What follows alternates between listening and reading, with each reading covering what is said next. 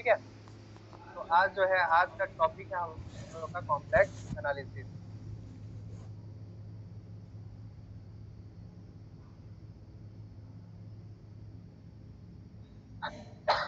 ये भी सेट के पॉइंट ऑफ व्यू से एक बहुत ही इंपॉर्टेंट टॉपिक है, ठीक है।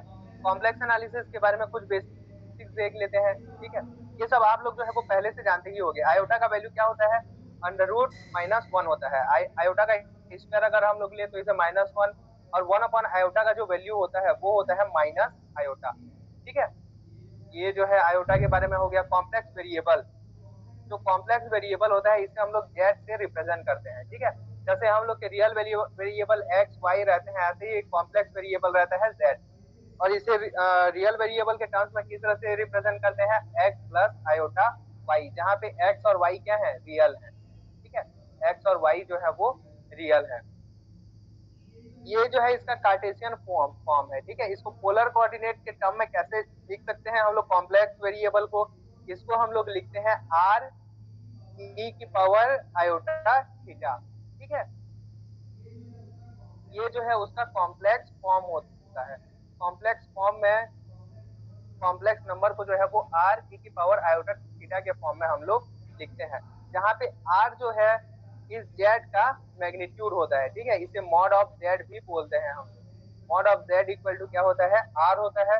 और इसका जो वैल्यू है वो x square plus y square.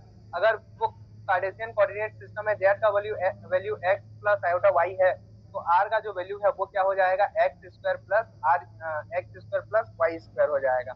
और थीटा कैसे निकालेंगे हम लोग? थीटा के लिए जो टेन थीटा इक्वल टू है वो होता है वाई बटे एक्स, ठीक है। ये जो है हम लोग का वाई बटे एक्स होता है।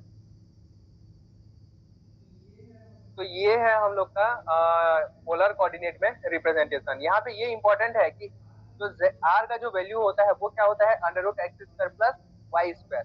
और थीटा का वैल्यू कैसे निकालेंगे हम लोग? Tan theta equal to y x, या फिर थीटा इक्वल टू क्या हो जाएगा?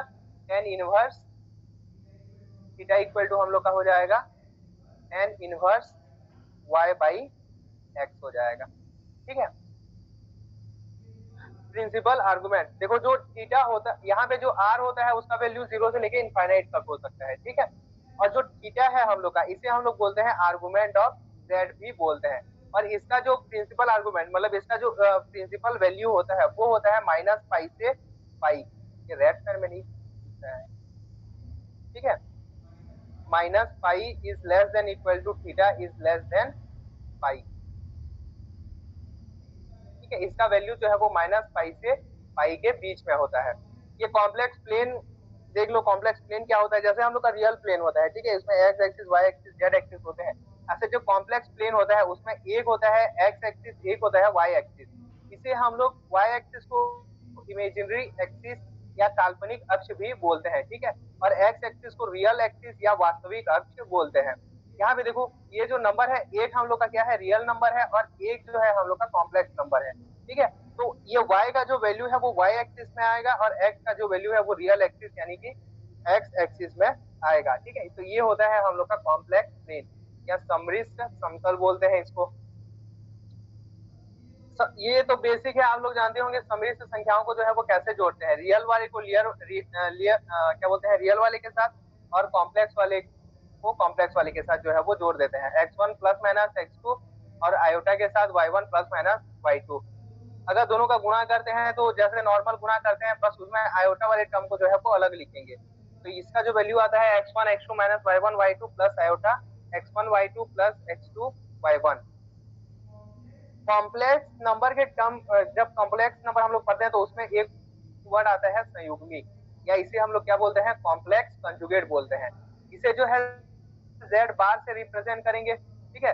जेड बार जो होगा हम लोग का कॉम्प्लेक्स कंजुगेट होगा। और कॉम्प्लेक्स कंजुगेट क्या होता है?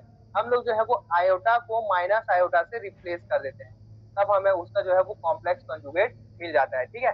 जैसे जेड का वैल्यू अगर एक्स प्लस आयोटा वाई है, तो इसका जो कॉम्प्लेक्स कंजुगेट जेड बार होगा उसका वैल्यू क्या होगा? X minus iota y. यहाँ पे प्लस आयोटा को जो है वो माइनस आयोटा से रिप्लेस कर देंगे। उसके बाद रियल पार्ट ऑफ जेड, जो जेड का रियल पार्ट होता है, ठीक है, वो होता है हम लोग का एक्स। अगर x equal z equal to x plus iota y है, तो जो रियल पार्ट ऑफ जेड होगा वो होगा x, और इसे हम लोग किस तरह से लिखते हैं, 1/2 जेड प्लस जेड बाद के टर्म में भी लिखते हैं। ठीक है, ये जो है इसका रियल पार्ट। या कोई कॉम्प्लेक्स फंक्शन भी है, तब F of z plus F of Z का बाद। ठीक है, इस तरह से भी हम लोग लिख सकते हैं, जो real part of f of z होगा। और इमेजरी पार्ट क्या होता है, 1/2 iota, 1/2 iota z minus z bar, ये जो होता है हम लोग का इमेजरी पार्ट ऑफ जेड होता है। और और कुछ क्या बोलते हैं इनइक्वलिटीज, जो क्या बोलते हैं कभी कभी पूछ देते हैं। ठीक है, वो क्या होता है, Z1 प्लस Z2 के सम का जो मॉड होता है, वो Z1 के मॉड प्लस Z2 के मॉड से छोटा या बराबर होता है। ठीक है, लेस देन इक्वल टू होगा। और जो Z1 माइनस Z2 का जो मॉड है, ये क्या होगा, Z1 माइनस Z2 के मॉड, Z1 का मॉड माइनस Z2 के मॉड से जो है वो बड़ा होगा या बराबर होगा।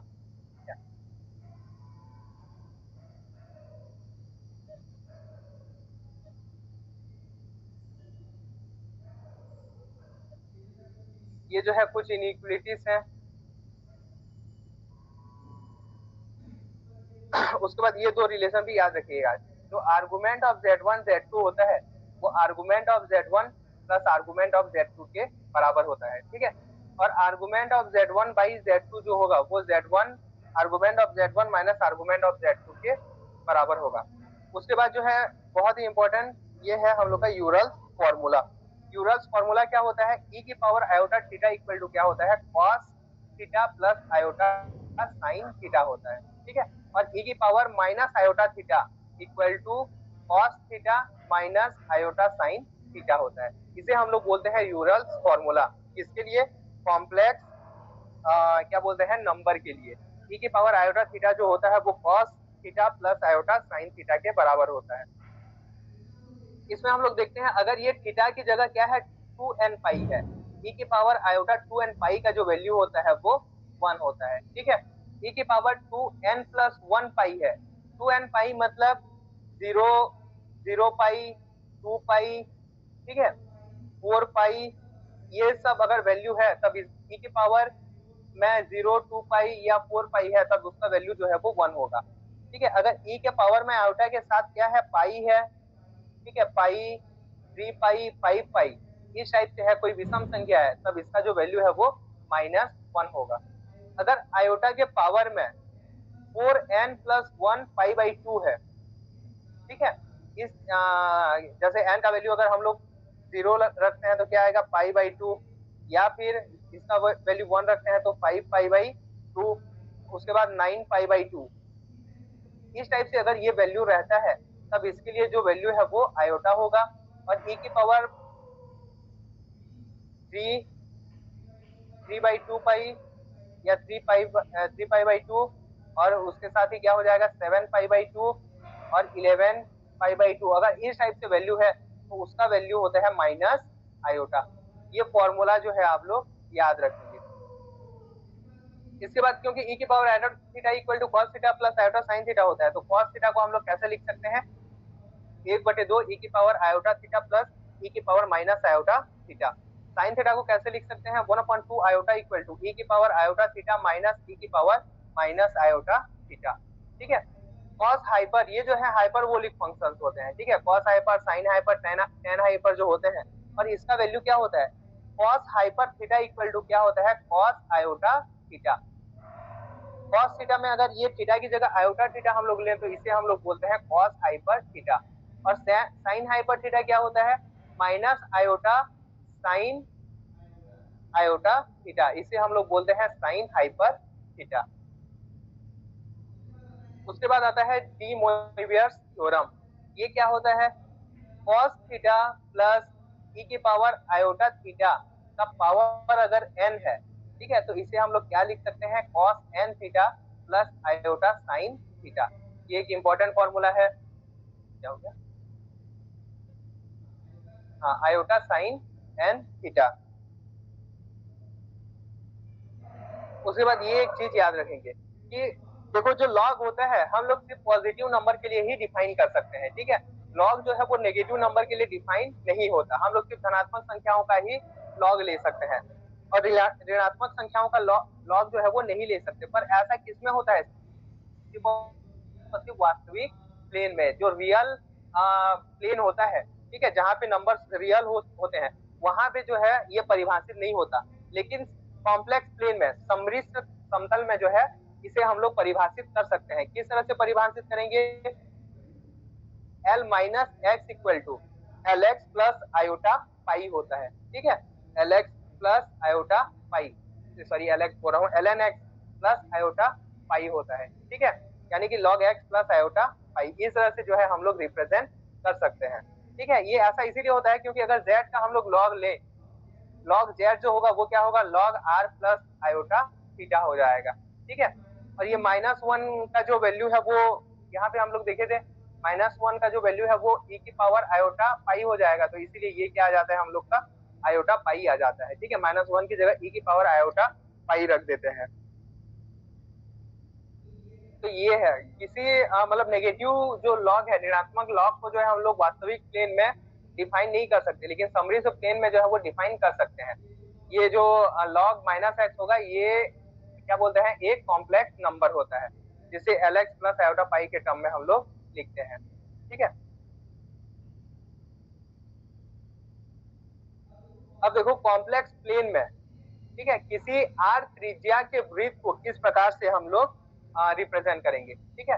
अगर कोई वृत्त है, उसकी त्रिज्या क्या है? आर है, ठीक है, तो उसे सममिश्र तल में इस तरह से लिखा जाता है, mod of Z equal to r, या फिर इसको इसे हम लोग क्या लिख सकते हैं? X square plus y square का under root equal to r, या फिर x square plus y square equal to r का स्क्वायर। और ये जो है किसका समीकरण है?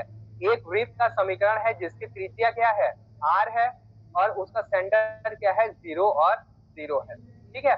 ये जो है एक इसका मतलब ये क्या है? ये एक ऐसा क्या बोलते हैं? वृत्त है जिसका सेंटर क्या है? 0 0 है, और इसकी त्रिज्या क्या है? आर है, ठीक है। तो किसी भी सर्कल को जो है हम लोग इस तरह से रिप्रेजेंट करते हैं। अगर वृत्त का जो केंद्र है वो ए बी है, ठीक है, कोई सर्कल जो है हम लोग के पास है और उसका जो सेंटर है वो क्या है? ए बी है, तब जो है उसका समीकरण हम लोग कैसे लिखेंगे? नॉर्मल जो उसका कार्टेशियन कोऑर्डिनेट में उसका समीकरण होता है, क्या होता है? एक्स माइनस ए का स्क्वायर और वाई माइनस बी का स्क्वायर है, वाई माइनस बी का स्क्वायर इक्वल टू आर का स्क्वायर होता है, ठीक है। और इसको कॉम्प्लेक्स टर्म में कैसे लिखेंगे? Z minus a plus iota B, x के साथ जो है वो क्या बोलते हैं? रियल वाला होगा, और बी वाई के साथ जो है वो कॉम्प्लेक्स वाला, a plus iota b equal to r, ठीक है। Mod of z minus a plus iota b equal to r, ठीक है। इससे इससे हम लोग को क्या पता चल रहा है कि ये जो है एक सर्कल है जिसका सेंटर कहाँ पे है? ए बी पे है, और उसका जो रेडियस है वो क्या है? आर है, ठीक है। और z minus z zero equal to क्या होता है? आर होता है। इस टाइप से भी रिप्रेजेंट करते हैं, जहां पे z0 का वैल्यू क्या हो जाएगा? a minus iota a plus iota b हो जाएगा। ये जो है किसी वृत्त का समीकरण है, वृत्त जो हम लोग को इस टाइप से दिखाई देगा। उसके बाद देखते हैं सर्कुलर डिस्क का। डिस्क कैसा होता है? ये जो है पूरा, इसे हम लोग क्या बोलेंगे? डिस्क बोलेंगे। और इसका जो एक बस लाइन है बाहर का जो इसका बाउंड्री है वो जो है वृत्त होता है, ठीक है। और पूरा अगर हम लोग का है ये, ठीक है, तो इसे हम लोग क्या बोलेंगे? डिस्क बोलेंगे, वृत्तीय शक्ति। इसके समीकरण को कैसे दिखाएंगे? इस समीकरण रिप्रेजेंटेशन का तरीका सेम होगा, z माइनस जेड जीरो का मॉड, लेकिन यहाँ पे जो है वो इक्वल टू के साथ लेस देन भी आ जाएगा, ठीक है। अगर ये लेस देन दिखा रहा है, ठीक है, तो ये क्या होगा? ये जो है एक सर्कुलर डिस्क को जो है वो रिप्रेजेंट करेगा, वृत्तीय शक्ति को जो है वो रिप्रेजेंट करेगा, ठीक है। उसके बाद आता है एनालस। एनालस मतलब क्या होता है? ये इस टाइप का, ठीक है, जिसमें एक आंतरिक त्रिज्या भी होता है और एक बाह्य त्रिज्या भी होता है, ठीक है। ये R1 है और ये जो है वो R2 है। इस टाइप का अगर कोई क्या बोलते हैं? एनालस है हम लोग के पास, तो इसके लिए जो समीकरण है उसे इस तरह से हम लोग रिप्रेजेंट करेंगे। आंतरिक त्रिज्या या जो त्रिज्या छोटा होगा उसे R1 is less than equal to z minus z0 का mod is less than equal to R2, ठीक है। ये जो है एक एनालस का समीकरण होता है। सर तो इसमें R1 किसको ले, अंदर वाला को कि बाहर वाला को? अंदर वाला जो छोटा त्रिज्या होगा, ठीक है, जो जिसका वैल्यू क्या होगा, ओके। छोटा होगा। ये जो है हम लोग का R1 है, और ये जो बाहर है ये क्या हो जाएगा, R2 हो जाएगा। ठीक है, तो ये कुछ बेसिक चीजें थी कॉम्प्लेक्स क्या बोलते हैं एनालिसिस के बारे में। अब देखते हैं हम लोग कॉम्प्लेक्स फंक्शन क्या होता है।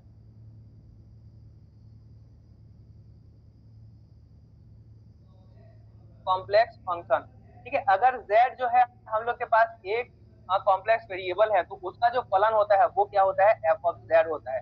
और इसे हम लोग किस तरह से रिप्रेजेंट कर सकते हैं, u एक्स वाई और v एक्स वाई से जो है वो रिप्रेजेंट कर सकते हैं।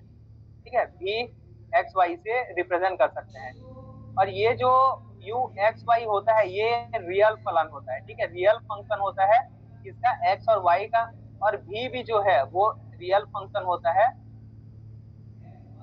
एक्स और वाई का। ठीक है, एक्स और वाई का जो है ये रियल फंक्शन होता है। ठीक है, तो जो कॉम्प्लेक्स फंक्शन है उसको इस तरह से हम लोग रिप्रेजेंट करते हैं। उसके बाद देखते हैं limit of a complex function, कि किसी कॉम्प्लेक्स फंक्शन का जो है वो लिमिट कैसे निकालेंगे। जैसे हम लोग नॉर्मल लिमिट निकालते हैं, ठीक है, limit F of x, limit x tends to x zero F of x जैसे निकालते हैं, सेम निकालेंगे limit z tends to Z zero F of Z equal to, मान लेते हैं कोई नंबर आएगा एल जीरो, कोई फाइनाइट नंबर आता है, तब जो है वो लिमिट एग्जिस्ट करेगा। बस यहाँ पे फर्क क्या होता है कि वहां पे हम लोग जैसे एक्स के लिए निकाल रहे हैं तो सिर्फ एक्स एक्सिस में देखेंगे। ठीक है, एक्स डायरेक्शन में जो है वो इधर से कैसे आ रहा है, इधर से कैसे आ रहा है ये देखेंगे। ठीक है, अगर वाई डायरेक्शन में निकाल रहे हैं तो ये ऐसे मतलब इस पॉइंट तक कैसे आ रहा है ये हम लोग देखेंगे। लेकिन इस केस में क्या होता है, अगर किसी पॉइंट पे हम लोग लिमिट निकाल रहे हैं तो वो सभी पाथ से जो है हम लोग को चेक करना पड़ता है। ठीक है, कि सभी पाथ से किसी भी पाथ से आए तो यहाँ पहुंचेंगे कि नहीं पहुंचेंगे, बस यही फर्क होता है। ये तभी संभव होता है जब यह पथ से स्वतंत्र हो, मतलब किसी भी पथ से हम लोग आए तो इसी बिंदु पर पहुंचे, तब जो है ये क्या होगा, कॉन्टिन्यूअस होगा।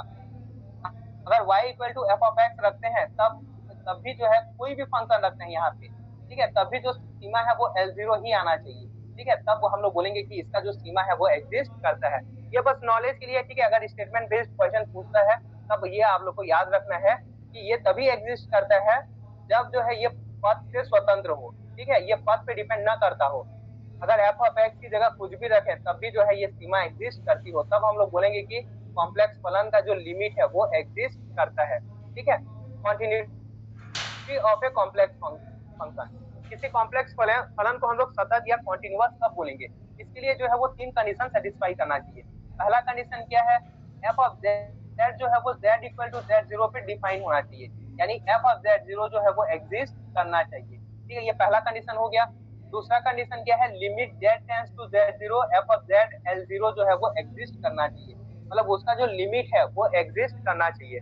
और तीसरा कंडीशन क्या है, लिमिट एग्जिस्ट कर रहा है तो वो जो है फलन एफ ऑफ जेड जीरो के बराबर होना चाहिए। अगर ये तीन कंडीशन सेटिस्फाई करता है तब हम लोग बोलेंगे कि जो कॉम्प्लेक्स फलन है हम लोग का वो क्या है, कॉन्टिन्यूटी कॉन्टिन्यूअस है। ठीक है, कॉम्प्लेक्स फलन जो है वो क्या है, कॉन्टिन्यूअस है। ये तीन कंडीशन जो है वो सेटिस्फाई करना चाहिए। कौन कौन सा, एफ ऑफ जेड जो है वो Z equal to Z zero पे डिफाइन होना चाहिए, एग्जिस्ट करना चाहिए। Limit z tends to Z zero F of Z का वैल्यू एल जीरो ये भी एग्जिस्ट करना चाहिए। और limit F of Z Z tends to Z zero F of Z का जो वैल्यू है वो एफ ऑफ जेड जीरो के बराबर होना चाहिए। ठीक है, तभी जो है हम लोग ये बोलेंगे कि जो कॉम्प्लेक्स फलन है वो कॉन्टिन्यूअस है। डिफरेंशिएबिलिटी, डिफरेंशिएबिलिटी के लिए क्या होना चाहिए, जो फलन है वो कॉन्टिन्यूअस होना चाहिए, यानी कि ये तीन कंडीशन को जो है वो सेटिस्फाई करना चाहिए। ठीक है, और उसके साथ और ये होना आवश्यक है। ठीक है, मस्ट बी कॉन्टिन्यूअस, ये जो है बिल्कुल कॉन्टिन्यूअस होना ही चाहिए।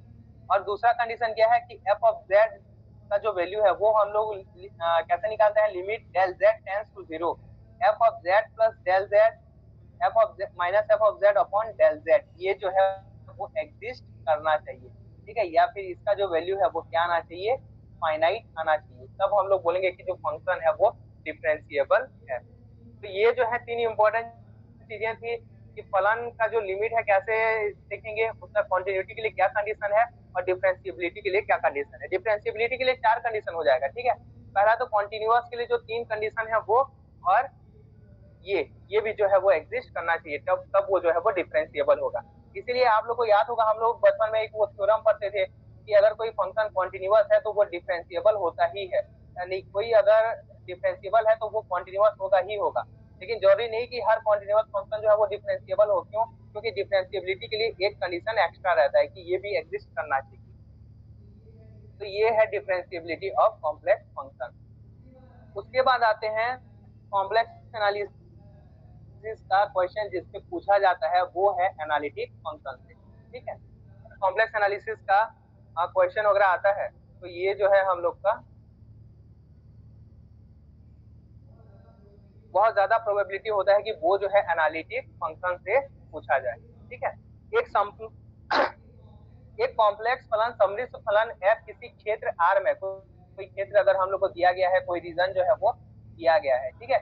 इस रीजन R में जो है ये क्या होगा, सभी बिंदुओं पर अगर अवकलनीय है, यहाँ पे जितना भी बिंदु इस रीजन में जितना भी बिंदु एग्जिस्ट करेगा, ठीक है, अगर उन सभी बिंदुओं पे ये जो है समाकल अवकलनीय है, ठीक है, अगर इस डिफरेंशिएबल है, तब उसे हम लोग क्या बोलेंगे, एनालिटिक फंक्शन बोलेंगे, या विश्लेषक फलन बोलेंगे, ठीक है। एनालिटिक फलन फंक्शन जो है वो बोलेंगे। इसके सभी बिंदुओं पे जो है ये क्या होना चाहिए, डिफरेंशिएबल होना चाहिए। अगर किसी भी बिंदु पर इसका हम लोग डिफरेंशिएशन करते हैं तब वो जो है एग्जिस्ट करना चाहिए, तब उस फलन को हम लोग क्या बोलेंगे, एनालिटिक फलन बोलेंगे। इसका डेफिनेशन समझ में आया, ठीक है। ये जो है समृद्ध फलन का डेफिनेशन होता है कि एक रीजन R जो दिया गया है, उस रीजन में फलन जो है वो सभी बिंदुओं पर अवकलनीय होना चाहिए, ठीक है। Differentiable at all point of that region. यदि एक फलन f ऑफ z केवल z के धनात्मक घातों वाले पदों को रखता है तो वह निश्चित रूप से जो है वो एनालिटिक फंक्शन होगा, ठीक है। अगर क्या है, कोई फलन z है, कोई फलन z है, वो जो है z के धनात्मक पावर यानी कि z स्क्वायर प्लस z हो गया, ठीक है, z की पावर 5 प्लस z की पावर 4, इस टाइप से कोई फलन है, ठीक है। अगर पॉलिनोमियल फंक्शन है, ठीक है, बहुपद फलन है किसका, z का, धनात्मक घातों के साथ, साइन z है, cos z है, e की पावर z है, तब ये सभी जो फलन होते हैं वो एनालिटिक होते हैं, ठीक है, एनालिटिक फंक्शन होते हैं। अगर हम लोग को ये एग्जाम में क्वेश्चन कैसे पूछा जाता है, आप लोग को अलग अलग फंक्शन दे दिया जाएगा, ठीक है, और आपको ये पूछा जाएगा कि वो जो फंक्शन है वो एनालिटिक है कि नहीं है, तब ये सब चीजें जो है आपकी काम आएंगी, ठीक है। अगर वो पॉलिनोमियल फंक्शन है, साइन z का फंक्शन है, cos z का फंक्शन है, e z का फंक्शन है, ठीक है, तो ये जो होगा एनालिटिक होगा। अगर कोई फलन f ऑफ z, ठीक है, अगर कोई फलन f ऑफ z z बार मतलब उसका कॉम्प्लेक्स कॉन्जुगेट, ठीक है, उसमें, या फिर इसे z स्टार से भी कभी कभी जो है वो रिप्रेजेंट करते हैं, z बार या z स्टार को रखता है तो वो जो है एनालिटिक नहीं होगा।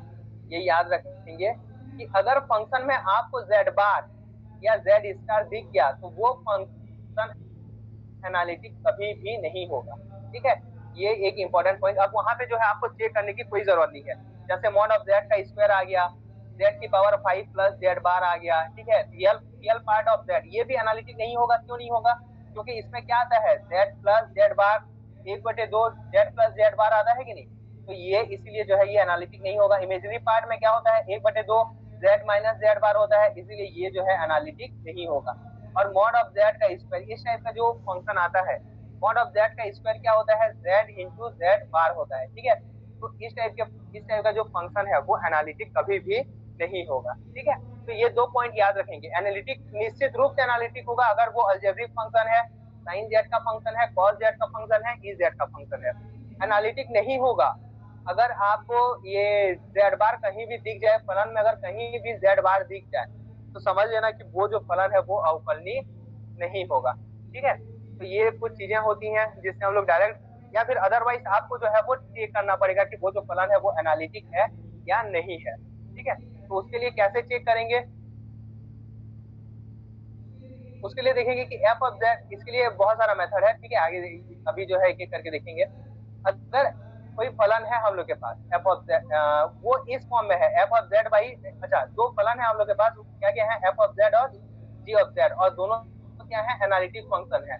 तो एफ ऑफ जेड और जी ऑफ जेड जो है वो क्या होगा, एनालिटिक होगा, ठीक है। एनालिटिक फलन का जो गुणनफल या उनका जो डिवीजन होता है वो भी एनालिटिक फंक्शन होता है, ठीक है। यदि फलन एनालिटिक है तब वो जो है कॉची रीमान इक्वेशन को जो है वो संतुष्ट करेगा, निश्चित रूप से जो है वो कॉची रीमान समीकरण को जो है वो संतुष्ट करना ही चाहिए, ये ठीक है। तो कॉची रीमान समीकरण क्या होते हैं, कॉची रीमान इक्वेशन क्या होते हैं, इसे हम लोग सीआर इक्वेशन भी बोलते हैं। ये होता है हम लोग का, ये जो u है, u क्या है हम लोग का, रियल पार्ट है complex function F of Z का, और v क्या है, v ऑफ एक्स वाई ऊपर लिखे थे, ठीक है। ये जो है हम लोग का इमेजरी पार्ट है, ठीक है, ये इमेजरी पार्ट है, लेकिन वो रियल फंक्शन होता है, ठीक है। ये इमेजरी पार्ट है लेकिन ये जो है रियल फंक्शन होता है। तो इसका जो x del u by del x जो है वो del v by del Y के बराबर होना चाहिए, तब जो है हम लोग का फलन क्या होगा, ये और साथ ही साथ एंड दोनों कंडीशन सेटिस्फाई होना चाहिए। Del u by del y equal to minus del v by del x, ये दोनों कंडीशन जो है वो सेटिस्फाई होने चाहिए। अगर ये दोनों कंडीशन सेटिस्फाई होता है तब हम लोग फलन को क्या बोलेंगे, एनालिटिक बोलेंगे। हालांकि ये जो है आवश्यक कंडीशन होता है, ठीक है। इसके बाद हम लोग को पर्याप्त कंडीशन भी चेक करना होता है, ठीक है, ये सफिशिएंट कंडीशन।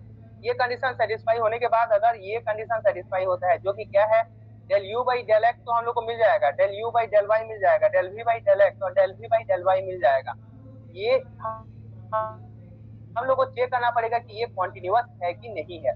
अगर ये कॉन्टिन्यूअस है तब हम लोग का फलन जो है वो एनालिटिक होता है। लेकिन हम एग्जाम के पॉइंट ऑफ व्यू से आप लोग बस यही चीज जो है वो चेक करेंगे, ठीक है। ऐसे भी अगर आपको कॉन्टिन्यूटी का अगर अंदाजा है तो आप लोग किसी फलन को देख के बता सकते हैं कि वो कॉन्टिन्यूअस होगा कि नहीं होगा, ठीक है। तो ये आप लोग बस यही कॉची रीमान जो कंडीशन है उसको चेक करेंगे। अगर फलन जो है बहुत ही ज्यादा कॉम्प्लेक्स है और आप नहीं बता पा रहे हैं कि वो जो है क्या बोलते हैं, एनालिटिक है या नहीं है, ये ऊपर के मेथड से, तब आप लोग उसका कॉची रीमान कंडीशन जो है वो चेक करेंगे। अगर ये सेटिस्फाई करता है तब जो है वो फलन क्या होगा, एनालिटिक होगा।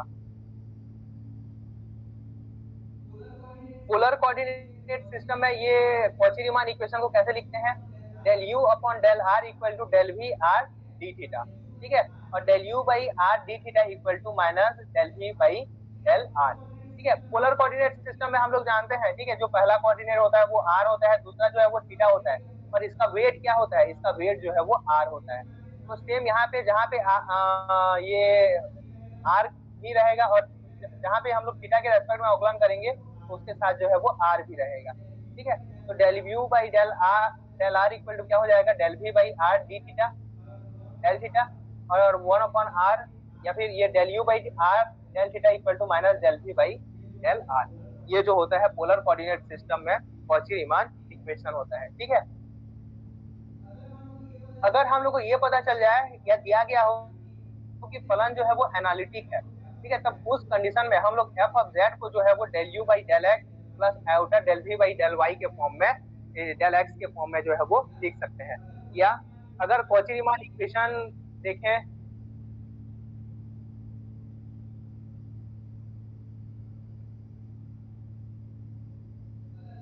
अगर सी आर क्या बोलते हैं के टर्म्स में देखें तो ये जो एफ डैश ऑफ जेड, ये del u by del x जो होता है वो del v by del Y के बराबर होता है, और del v by del x जो है वो del u by del Y के minus del u by del Y के बराबर होता है। तो ये वैल्यू रख देंगे, तो ये दोनों जो है हम लोग का एफ जेड का वैल्यू है, ठीक है। एफ डैश जेड ये क्या बोलते हैं, पोलर कोऑर्डिनेट सिस्टम में जो है वो e की पावर आयोटा थीटा भी यहाँ सामने आ जाएगा, ठीक है। e की power iota theta del u by del r plus iota del v by del r, ठीक है, या e की power iota theta del by del v r del theta minus iota del u by del r del theta, ठीक है। ये जो है हम लोग का पोलर कोऑर्डिनेट सिस्टम में फंक्शन एफ डैश जेड को इस तरह से लिख सकते हैं, ठीक है। और इसके सिवाय अगर हम लोग का फंक्शन क्या है, एनालिटिक है, एफ ऑफ जेड जो है वो एनालिटिक है, तब इसका हम लोग नॉर्मल डिफरेंशिएशन करेंगे, ठीक है। जैसे एक्स स्क्वायर का डिफरेंशिएशन क्या होता है, 2x, ठीक है, डी बाई डी एक्स का वैल्यू 2x होता है ना। ऐसे अगर हम लोग को पता चल जाए कि कोई फंक्शन एनालिटिक है, तब उसका जो डिफरेंशिएशन है हम लोग नॉर्मल डिफरेंशिएशन के जैसे करेंगे, 2z हो जाएगा। ठीक है, जैसे जो जो हम लोग का डिफरेंशिएशन का रूल है वो सभी जो है वो लागू कर सकते हैं, लेकिन सिर्फ और सिर्फ किसमें, एनालिटिक फंक्शन में। ठीक है, एनालिटिक फंक्शन अगर हम लोग को पता चल गया तो उसका नॉर्मल डिफरेंशिएशन करेंगे। उसके बाद एक टर्म आता है एंटायर फंक्शन। कॉम्प्लेक्स प्लेन में एंटायर फंक्शन क्या होता है, यदि कोई फलन एफ ऑफ जेड पूरे समृद्ध समतल में, पूरे प्लेन में, ठीक है, पूरे एक्स वाई प्लेन में अगर ये अवकलनीय है, मतलब कोई भी ऐसा बिंदु नहीं है जहां पे ये अवकलनीय नहीं होता, तब उसे हम लोग बोलते हैं एंटायर फंक्शन। ठीक है, जो एंटायर प्लेन में अवकलनीय हो उसे हम लोग क्या बोलेंगे, एंटायर फंक्शन बोलेंगे। और जो एक इसके एक छोटे से रीजन में अवकलनीय हो तो उसे हम लोग बोलेंगे एनालिटिक फंक्शन। उस रीजन में जो है वो एनालिटिक फंक्शन है ऐसा बोलेंगे। लेकिन अगर ये पूरे कॉम्प्लेक्स प्लेन में अगर ये एनालिटिक हो जाता है तो इसे हम लोग बोलते हैं एंटायर फंक्शन बोलते हैं। इसके बाद एक वर्ड आता है हार्मोनिक फंक्शन। हार्मोनिक फंक्शन क्या होते हैं, यदि कोई फलन लाप्लास समीकरण को संतुष्ट करता है, ठीक है, लाप्लास समीकरण हम लोग का क्या होता है, del two pi equal to 0 को अगर संतुष्ट करता है तो उसे हार्मोनिक फंक्शन बोलते हैं। लाप्लास का समीकरण क्या होता है,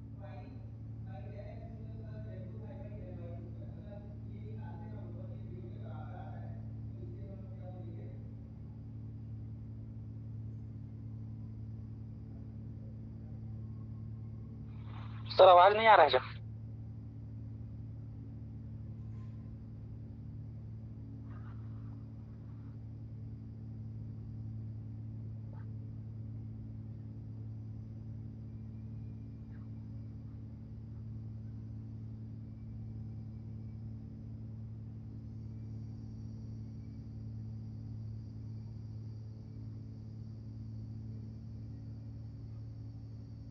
आवाज आ रहा है अभी? आवाज आ रहा है अभी?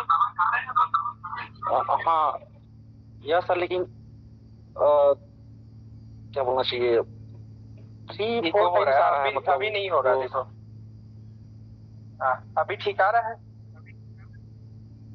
हाँ ठीक है।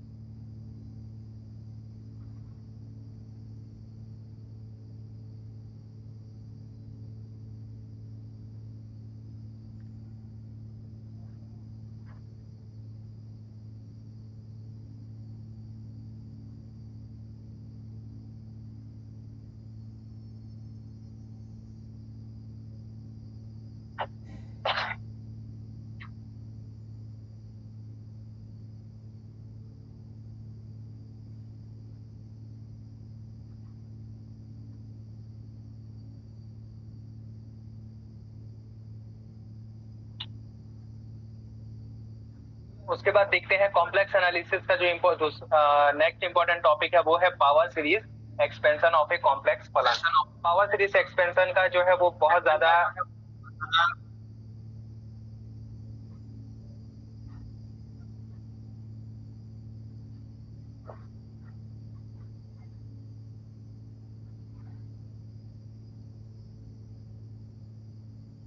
हाँ, आवाज आ रहा है अभी?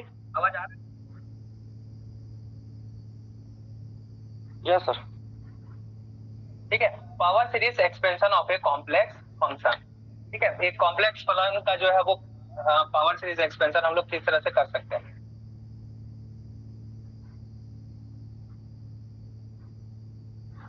आवाज रिपीट हो रहा है क्या? Yes sir.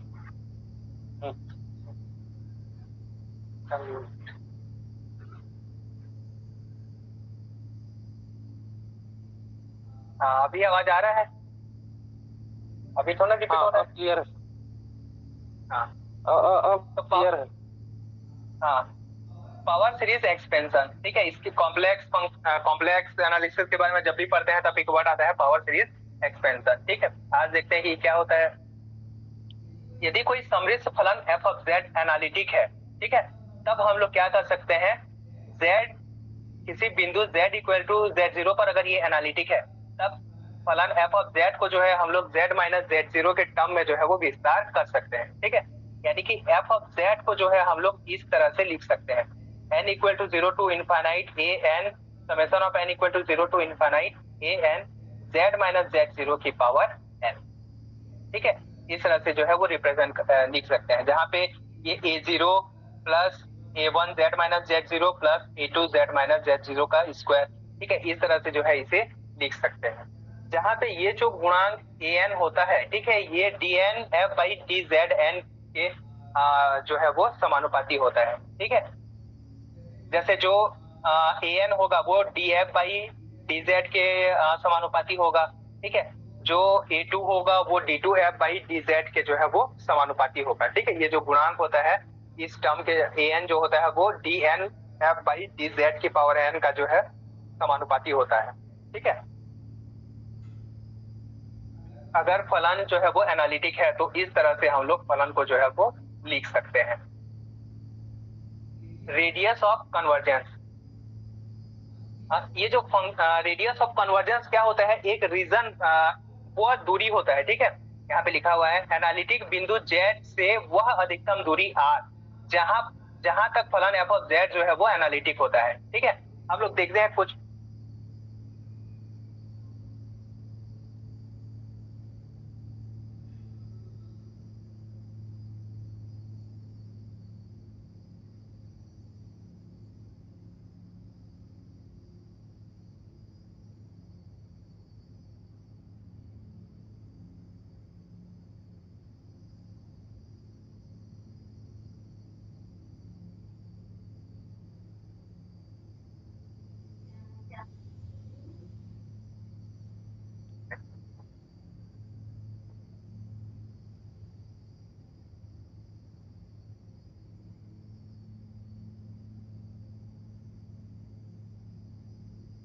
एनालिटिक बिंदु z वह अधिकतम दूरी एनालिटिक बिंदु z से वह अधिकतम दूरी जहां पे जो है f ऑफ z एनालिटिक होता है, जहां तक f ऑफ z जो है वो एनालिटिक होता है। ठीक है, जैसे मान लेते हैं ये हम लोग का एक कॉम्प्लेक्स प्लेन है। ठीक है, और ये जो है कोई बिंदु क्या है z0 है, और यहाँ पे इसके लिए जो है इस बिंदु के अराउंड जो है हम लोग को एक्सपेंशन करना है। ठीक है, और उसके लिए हम लोग को क्या निकालना है, रेडियस ऑफ कन्वर्जेंस, कहां तक जो है ये फलन जो है वो एनालिटिक होगा। तब उसके लिए क्या करेंगे, आगे हम लोग देखेंगे कि इसके लिए सिंगुलर पॉइंट निकालेंगे, मतलब ऐसा पॉइंट जहां पे ये जो है एनालिटिक ना हो। अब मान लेते हैं कि हम लोग को जो है वो पॉइंट मिल जाता है, ये जो पॉइंट है हम लोग को मिल गया, ये पॉइंट यहाँ पे जो है फलन क्या है, एनालिटिक नहीं है। ठीक है, तब हम लोग का जो रेडियस ऑफ कन्वर्जेंस क्या हो जाएगा, इस बिंदु से ये बिंदु की जो अधिकतम दूरी है, ठीक है, ये जो दूरी r होगा, ठीक है, इसी को हम लोग क्या बोलेंगे, रेडियस ऑफ कन्वर्जेंस बोलेंगे। और ये जो कन्वर्जेंस होगा ये जो है एक सर्कुलर प्लेन में होगा। ठीक है, ये हमेशा जो रीजन ऑफ कन्वर्जेंस होता है, ये तो रेडियस हो गया। ठीक है, और जो z minus z0 is less then r, ये किसको बताएगा, लेस देन r है, यहाँ पे लेस देन का साइन है, यानी कि ये एक चकती या फिर डिस्क को बताएगा कि नहीं। तो ये जो पूरा डिस्क होगा इसे हम लोग बोलेंगे रीजन ऑफ कन्वर्जेंस। ठीक है, रीजन ऑफ कन्वर्जेंस बोलेंगे। r क्या है, r जो है वो रेडियस ऑफ कन्वर्जेंस है, और ये जो पूरा क्षेत्र है, ये जो पूरा एरिया होगा, ठीक है, इसे हम लोग बोलेंगे रीजन ऑफ कन्वर्जेंस। तो रीजन ऑफ कन्वर्जेंस क्या होता है, वह क्षेत्र होता है या वो रीजन होता है जहां पे फलन f ऑफ z जो है वो एनालिटिक होता है। ठीक है, और इस एरिया के बाहर, ये जैसे ये बिंदु इसके बाहर जो है हम लोग इस बिंदु पे पहुंच जाएंगे, तो ये जो बिंदु है यहाँ पे फलन एनालिटिक नहीं है, ये सिंगुलर पॉइंट है। ठीक है, तो यहाँ पे जो है ये फलन एनालिटिक नहीं होगा। ठीक है, तो इस रीजन के अंदर जो है फलन क्या होता है, एनालिटिक होता है। ये एक बहुत इंपॉर्टेंट कॉन्सेप्ट है। ठीक है, रेडियस ऑफ कन्वर्जेंस और एंड जो है वो रीजन ऑफ कन्वर्जेंस, ये दो चीजें जो है वो बहुत ही इंपॉर्टेंट है। तो रेडियस ऑफ कन्वर्जेंस क्या हो गया, वह बिंदु z, मतलब बिंदु z से वह अधिकतम दूरी r जहां तक फलन f ऑफ z जो है वो एनालिटिक होता है, अभिसरण की त्रिज्या या रेडियस ऑफ r कहा जाता है। और ये z minus z0 is less then r, जो कि एक वृत्त नहीं है, ये क्या है, डिस्क है। ठीक है, जो कि ये क्या है, डिस्क है। इसे हम लोग बोलते हैं region of convergence. Region of convergence मतलब ये जो है अभिसरण का जो है वो क्षेत्र होता है। या आप बोल सकते हैं कि इस रीजन में जो है इस वृत्त, ये वृत्त फिर से हो गया, ये जो है डिस्क है, ठीक है। इस डिस्क के अंदर जो फलन है वो क्या होगा, कन्वर्जेंस होगा, अभिसरित होगा। और इसके बाहर जो है फलन जो है वो अपवर्ड अपसरित, ये अपसरित होगा या डाइवर्जेंट होगा, ठीक है। ये पॉइंट जो है आप लोग याद रखेंगे रेडियस ऑफ कन्वर्जेंस और रीजन ऑफ कन्वर्जेंस के बारे में, ठीक है। तो क्या हो जाएगा, जो रेडियस ऑफ कन्वर्जेंस वह अधिकतम दूरी जहां तक फलन एफ ऑफ जेड जो है वो एनालिटिक होता है। इसमें ना स्टेटमेंट बहुत इंपॉर्टेंट होता है, क्योंकि सेट में जो क्वेश्चन पूछे जाते हैं वो स्टेटमेंट बेस्ड पूछे जाते हैं, ठीक है। उसमें स्टेटमेंट दिया रहता है, सही गलत बताना रहता है, 3-4 स्टेटमेंट में से सही सही स्टेटमेंट छाटना रहता है, कथन 1-2 सही है, इस टाइप का जो ऑप्शन रहता है, ठीक है। तो स्टेटमेंट जो है वो बहुत ही इंपॉर्टेंट होते हैं। आप लोग यहाँ फॉर्मूला के साथ जो है वो स्टेटमेंट को भी याद रखेंगे। Calculation of radius of convergence, radius of convergence का जो है वो कैलकुलेशन हम लोग कैसे करेंगे, इसके दो मेथड है, ठीक है। मेथड 1 क्या है, एफ ऑफ जेड अगर हम लोग को इस फॉर्म में दिया हुआ है, ठीक है, n equal to 0 to infinite A N Z Z minus 0 की पावर n, अगर इस फॉर्म में दिया हुआ है तो r जो होगा वो क्या होगा, limit n tends to infinite A N plus 1 होगा, ठीक है। ये वैल्यू कैलकुलेट करेंगे और जो वैल्यू आएगा वो रेडियस ऑफ कन्वर्जेंस होगा। और यहाँ पे z माइनस जेड जीरो कहाँ से आइडेंटिफाई करेंगे, यहाँ से, ठीक है। अगर यहाँ पे सिर्फ जेड एन है तो इसे हम लोग क्या लिखेंगे, z माइनस 0 की पावर n लिखेंगे। तो यहाँ पे हम लोग का z0 जो है वो क्या हो जाएगा, z0 इक्वल टू 0 हो जाएगा, ठीक है। तो ये हम लोग का क्या हो जाएगा, रीजन ऑफ कन्वर्जेंस। तो इस तरह से जो है वो रेडियस ऑफ कन्वर्जेंस जिसका वैल्यू क्या होगा, limit n tends to infinite A N by A N plus 1, ठीक है, इससे जो है वो निकालेंगे। उसके बाद मेथड सेकेंड मेथड क्या है, अगर f ऑफ z के सिंगुलर पॉइंट पता है हम लोग को, ठीक है, f ऑफ z का जो है वो सिंगुलर पॉइंट निकालेंगे, कौन कौन सा, z1 z2 z3, ठीक है। और इसके साथ जो है z0 का डिफरेंस निकालेंगे, ठीक है, z1 minus z0, z2 minus z0 और z3 माइनस z0।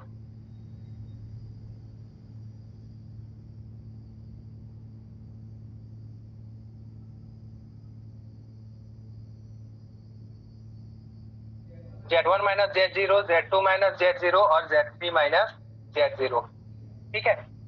इसे हम लोग बोलते हैं रेडियस ऑफ कन्वर्जेंस। ये जो है हम लोग का जो मिनिमम वैल्यू होगा, इनमें ये सब वैल्यू कैलकुलेट करेंगे, ठीक है। इन वैल्यू में से जो सबसे छोटा होगा वैल्यू होगा, उस जो मिनिमम वैल्यू होगा वही क्या होगा, हम लोग का रेडियस ऑफ कन्वर्जेंस होगा, ठीक है। जैसे ये वाले एग्जांपल में ये बिंदु हम लोग का मान लेते हैं, ये जो z0 है, z0 का वैल्यू क्या है, 1 है, ठीक है। और यहाँ पे ये जो सिंगुलर पॉइंट है इसका वैल्यू कितना है, 3 है, इसका वैल्यू कितना है, 4 है, ठीक है। तो इस केस में हम लोग क्या करेंगे, दोनों का डिफरेंस मिला है निकालेंगे, 3 माइनस 1 कितना हो जाएगा, 2 हो जाएगा, और 4 माइनस 1 कितना हो जाएगा, 3, ठीक है। तो इनका जो मिनिमम वैल्यू होगा वही जो है हम लोग का r होगा, और दोनों का मिनिमम वैल्यू कितना है, 2 है। तो ये जो है 2 जो है वो क्या आ जाएगा, r आ जाएगा। हम लोग का जो रेडियस ऑफ कन्वर्जेंस है वो क्या आ जाएगा, r आ जाएगा, ठीक है। तो इस दो तरीके से जो है हम लोग रेडियस ऑफ कन्वर्जेंस निकाल सकते हैं, ठीक है। रेडियस ऑफ कन्वर्जेंस और रीजन ऑफ कन्वर्जेंस जो है वो निकाल सकते हैं। ये एक इंपॉर्टेंट टॉपिक है, ठीक है। जो रेडियस ऑफ कन्वर्जेंस है ये कॉम्प्लेक्स एनालिसिस का एक इंपॉर्टेंट टॉपिक है। अब देखते हैं Taylor series expansion of complex function. Complex फलन का जो है वो टेलर सीरीज एक्सपेंशन। यदि फलन f ऑफ z दिए गए क्षेत्र में एनालिटिक है तो इसे टेलर सीरीज, इसका जो है हम लोग टेलर सीरीज एक्सपेंशन कर सकते हैं, ठीक है। अगर कोई फलन f ऑफ z है और वो क्या है, कोई रीजन हम लोग को दिया गया है, ठीक है, कोई जो है वो क्षेत्र दिया गया है, और इस क्षेत्र कॉम्प्लेक्स प्लेन में इस क्षेत्र के लिए एक स्पेशल वर्ड यूज होता है कंटूर, ठीक है। तो ये इसमें जो है ये दिए गए क्षेत्र में क्या है, अगर एनालिटिक है तो इसे हम लोग टेलर सीरीज के फॉर्म में जो है वो एक्सपेंशन कर सकते हैं। और इसका वैल्यू क्या होता है, f of z equal to f of z0 f dash of z0 z minus z0 f double dash z0 by 2 का फैक्टोरियल z माइनस z0 का स्क्वायर। यानी कि वो जो हम लोग an के टर्म में लिखे थे वहां पे जो an का वैल्यू है वो क्या हो जाएगा, f n z0, जहाँ पे ये f का पावर n नहीं है, ये जो है n बार अवकलन है, ठीक है, F N Z zero upon N का फैक्टोरियल हो जाएगा। ठीक है, ये पावर सीरीज एक्सपेंशन ही है। इसको टेलर सीरीज कब बोलते हैं? जब ये क्या बोलते हैं, फलन जो है वो एनालिटिक हो और कॉफिशिएंट का वैल्यू ये हो। ठीक है, कॉफिशिएंट का वैल्यू अगर ये है तो उसे हम लोग बोलते हैं टेलर सीरीज। अगर इसके सिवाय कोई दूसरा है कॉफिशिएंट का वैल्यू तो उसे हम लोग नॉर्मल पावर सीरीज बोलते हैं। ठीक है, लेकिन अगर कॉफिशिएंट का वैल्यू यही आ जाए तो इसे हम लोग बोलते हैं टेलर सीरीज। उसके बाद आता है लॉरेंट सीरीज एक्सपेंशन। ठीक है, दो तरह से इसका एक्सपेंशन कर सकते हैं। एक दूसरा आता है हम लोग का लॉरेंट सीरीज एक्सपेंशन। अब ये लॉरेंट सीरीज एक्सपेंशन क्या होता है? अगर एफ ऑफ जेड जो है वो एनालिटिक ना हो, नॉट एनालिटिक, नॉट एनालिटिक, ठीक है, एफ ऑफ जेड जो है वो एनालिटिक नहीं है और दिए गए क्षेत्र में जो है कुछ पोल्स रखता है। आगे क्या पोल्स क्या होता है देखेंगे आगे। ठीक है, ये सिंगुलर पॉइंट होता है तो कुछ जो है वो सिंगुलर पॉइंट रखता है। ठीक है, पोल्स रखता है तो इसे जो है वो पावर सीरीज में प्रसार किया जा सकता है जिसमें जेड माइनस जेड जीरो के धनात्मक पदों के साथ जो है वो ऋणात्मक पद भी होंगे। जो हम लोग का पावर सीरीज एक्सपेंशन था, यहाँ पे जो एन का जो वैल्यू था वो क्या था? 0 1 2 3, पूरा जो है वो पॉजिटिव वैल्यू ही था। ठीक है, लेकिन लॉरेंट सीरीज एक्सपेंशन में क्या हो जाता है, अब जो है वो नेगेटिव टर्म्स भी रखता है। यानी कि ये z माइनस जेड जीरो की पावर n तो रखेगा, साथ ही साथ a minus n 1 upon z minus z zero की power n, 1 upon z minus z zero की पावर n, ये वाला भी टर्म रखेगा। a माइनस एन की जगह कभी कभी यहाँ पे bn भी लिखा जाता है। ठीक है, bn, ठीक है, और ये लॉरेंट सीरीज एक्सपेंशन जो है कॉम्प्लेक्स फलन में बहुत ही ज्यादा इंपॉर्टेंट है। ठीक है, इसी से जो है हम लोग जो सिंगुलर पॉइंट है उनको डिफाइन करते हैं।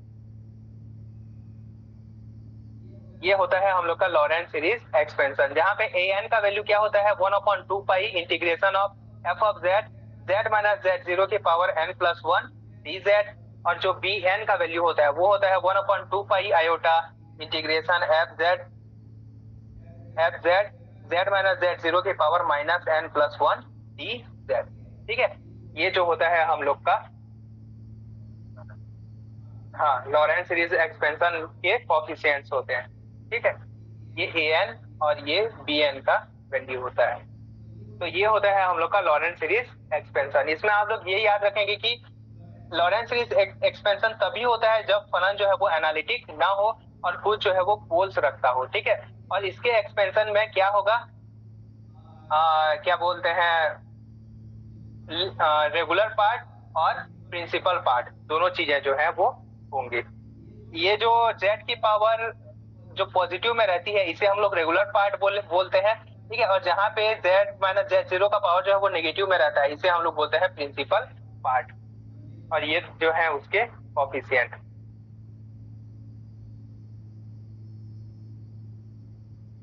इसके बाद देखते हैं सिंगुलर पॉइंट। ठीक है, singular point of complex function. इस सिंगुलर पॉइंट जो है वो क्या होते हैं? वह बिंदु जहां पर फलन f ऑफ z जो है वो एनालिटिक ना हो। ठीक है, जहां पे फलन f ऑफ z जो है वो एनालिटिक नहीं होता, ठीक है, उसे हम लोग क्या बोलते हैं? सिंगुलर पॉइंट बोलते हैं। अगर f of z zero not exist, अगर f ऑफ z जीरो जो है वो एग्जिस्ट नहीं करता तो z equal to z zero को हम लोग सिंगुलर पॉइंट बोलते हैं। ठीक है, और सिंगुलर पॉइंट कैसे निकालते हैं हम लोग? जब हम लोग के पास क्वेश्चन आएंगे तो क्वेश्चन में हम लोग कैसे निकालेंगे? अगर हम लोग का जो कॉम्प्लेक्स फंक्शन है वो इस फॉर्म में है कि ऊपर में कोई फंक्शन फाई ऑफ z है और बटे में जो है वो दूसरा फंक्शन g ऑफ z है, तब जो सिंगुलर पॉइंट होगा वो क्या होगा? dz equal to 0। ठीक है, यहाँ पे जो नीचे जो भी फंक्शन रहेगा अगर उसको हम लोग 0 के बराबर रख देंगे तब हम लोग को क्या मिल जाएगा? सिंगुलर पॉइंट मिल जाएगा। ठीक है, अभी डिफरेंशियल इक्वेशन पढ़ रहे थे तब उसमें हम लोग सिंगुलर पॉइंट कैसे निकाल रहे थे? a2x को 0 रख के। ठीक है, क्योंकि a2x को हम लोग पक्षांतर कर देते हैं तो जो dy बाई dx का जो कोएफिशिएंट होता है ना वो a1 बाई a2x हो जाता है, और फिर इसी a2x को ये जो बटे में होता है इसको 0 के बराबर रखते हैं, सिंगुलर पॉइंट मिलता है। सेम कॉन्सेप्ट यहाँ पे है। ठीक है, i of z by gz है तो gz का वैल्यू अगर हम लोग 0 के बराबर रखें तो जो भी वैल्यू हम लोग को मिलेगा, z का जो भी वैल्यू मिलेगा, z1 z2 z3, इन सभी वैल्यू को हम लोग क्या बोलेंगे? सिंगुलर पॉइंट्स बोलेंगे। ठीक है, सिंगुलर पॉइंट जो है वो दो तरह के होते हैं, एक होता है आइसोलेटेड सिंगुलर पॉइंट और एक होता है नॉन आइसोलेटेड सिंगुलर पॉइंट। ठीक है, मैथमेटिक्स में इसका जाएंगे तो इसका जो डेफिनेशन है वो बहुत ही कॉम्प्लिकेटेड होता है। क्या बोलते हैं कि उसके नाइबरहुड में जो है वो कोई भी क्या बोलते हैं पॉइंट नहीं होना चाहिए। ठीक है, कोई भी सिंगुलर पॉइंट नहीं होना चाहिए। ठीक है, इसको नॉर्मली कैसे बोलेंगे कि अगर सिंगुलर पॉइंट जो है वो अकेला हो, एक अकेला हो, मतलब उस रीजन में, ठीक है, उस रीजन में जो है वो अकेला सिंगुलर पॉइंट हो। इसके नहीं दिख रहा है? हाँ, पेज नहीं दिख रहा है।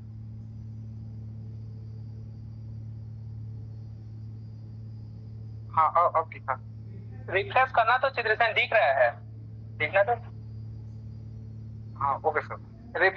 रिफ्रेश करना या नेट वो थोड़ा सा चेक करना। बाकी लोगों को दिख रहा है ना? दिख रहा है सर।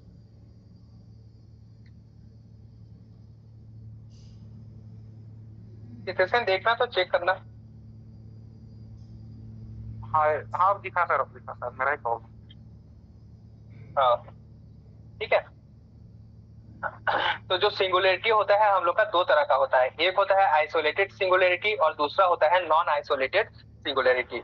आइसोलेटेड यानी सीधा सीधा वो जो है एक अकेला सिंगुलर पॉइंट होगा और उसके आसपास, ठीक है, इसके जो नाइबरहुड में जो है कोई दूसरा सिंगुलर पॉइंट नहीं होगा, तो उसको हम लोग क्या बोलेंगे? आइसोलेटेड सिंगुलर पॉइंट बोलेंगे। ठीक है, इसका जो है कॉम्प्लिकेटेड डेफिनेशन आता है, वो नाइबरहुड में जो है कोई दूसरा सिंगुलर पॉइंट नहीं होना चाहिए।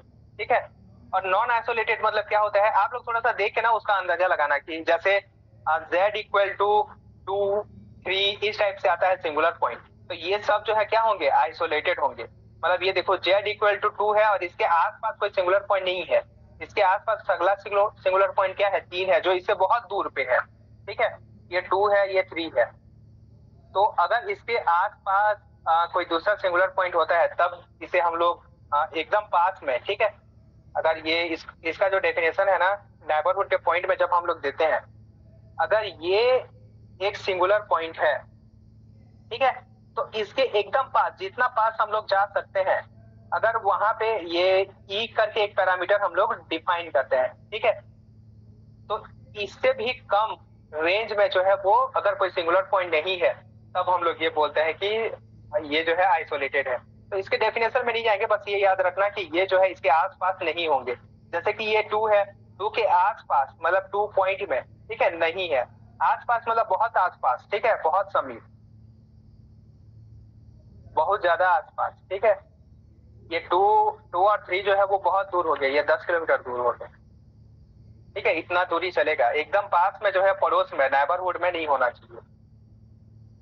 उसके बाद non isolated singular point. Non isolated singular point क्या हो जाएगा? इसके समीप जो है वो अनंत संख्या में जो है वो सिंगुलर पॉइंट होंगे। ठीक है, अगर हम लोग ये यहाँ पे एक सिंगुलर पॉइंट है तो इसके जितने पास जाए, जितने भी पास जाए, कोई ना कोई सिंगुलर पॉइंट हम लोग को मिल जाए, तो इसे हम लोग बोलेंगे नॉन आइसोलेटेड सिंगुलर पॉइंट। ठीक है, जनरली जो कोई फंक्शन के फॉर्म में जो सिंगुलर पॉइंट आएंगे, ठीक है, अगर कभी कभी सिंगुलर पॉइंट हम लोग को ऐसा मिल जाता है कि f of n equal to n square plus n upon n cube, इस टाइप से कोई सिंगुलर पॉइंट मिल जाता है, तब यहाँ पे जितना पास जाते जाएंगे हम लोग को जो है वो सिंगुलर पॉइंट मिलते जाएगा। ठीक है, n का वैल्यू जैसे जैसे बढ़ाते जाएंगे तो उसमें एकदम पॉइंट में दशमलव में भी जो है वो सिंगुलर पॉइंट मिलते जाएगा। तो ऐसे केस में ये होता है हम लोग का नॉन आइसोलेटेड सिंगुलर पॉइंट।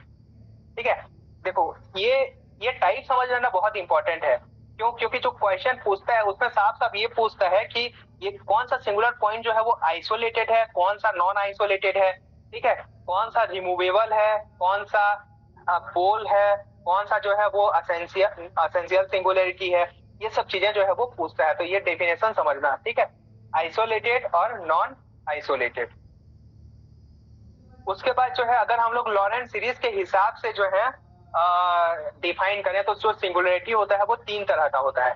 एक जिसे हम लोग बोलते हैं रिमूवेबल सिंगुलरिटी।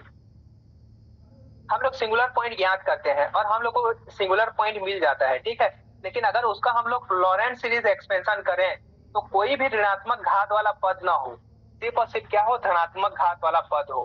ठीक है, तब हम लोग ये कहेंगे कि वो जो सिंगुलरिटी है वो क्या है? रिमूवेबल सिंगुलरिटी है। क्योंकि अगर सिंगुलरिटी है तो उसका तो लॉरेंट सीरीज एक्सपेंशन करना पड़ेगा, और लॉरेंस सीरीज एक्सपेंशन में जो है वो प्रिंसिपल पार्ट होना चाहिए। अगर प्रिंसिपल पार्ट नहीं आता उस बिंदु के लिए, z इक्वल टू z0 के लिए, z इक्वल टू z0 के लिए अगर वो पॉइंट नहीं आता, तब उसे हम लोग बोलते हैं रिमूवेबल सिंगुलैरिटी। ठीक है, आगे जब इसका एग्जांपल करेंगे ना, तब ये जो है क्लियर हो जाएगा। इसके लिए देखो f ऑफ z0 जो है वो इनफाइनाइट होगा, लेकिन जैसे ही हम लोग इस f ऑफ z का लिमिट निकालेंगे, तब ये जो है वो फाइनाइट हो जाएगा। z इक्वल टू z0 पर जब लिमिट निकालेंगे, तब जो है ये फाइनाइट हो जाएगा। ठीक है, तो ऐसे पॉइंट को हम लोग क्या बोलते हैं, रिमूवेबल सिंगुलर पॉइंट बोलते हैं। ठीक है, यहाँ पे एक एग्जांपल बता देता हूँ, ठीक है, ताकि आप लोग को समझ में आ जाए। जैसे मान लेते हैं कि हम लोग के पास क्या है, f ऑफ z है, और f ऑफ z का जो वैल्यू है वो क्या है, साइन z है और z है।